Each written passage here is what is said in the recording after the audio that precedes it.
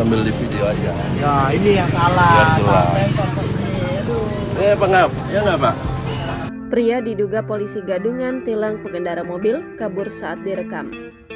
Beredar di media sosial sebuah video yang memperlihatkan seorang pria berseragam polisi lalu lintas tilang pengendara mobil. Namun saat direkam, pria berseragam polisi itu langsung kabur menggunakan motornya saat direkam oleh pengendara mobil tersebut. Dalam video yang diunggah oleh pemilik akun Instagram @fakta.jakarta, disebutkan bahwa pria berseragam itu adalah oknum yang mengaku-ngaku sebagai polisi atau polisi gadungan.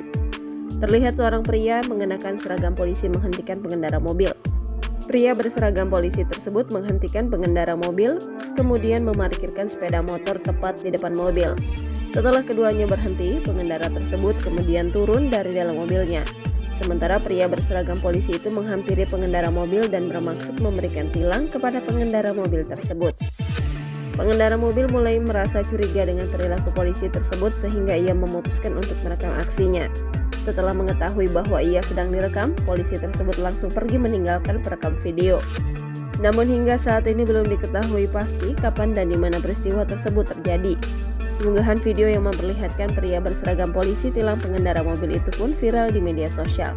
Tak sedikit warganet yang mengecam aksi pria yang mengaku anggota polisi itu.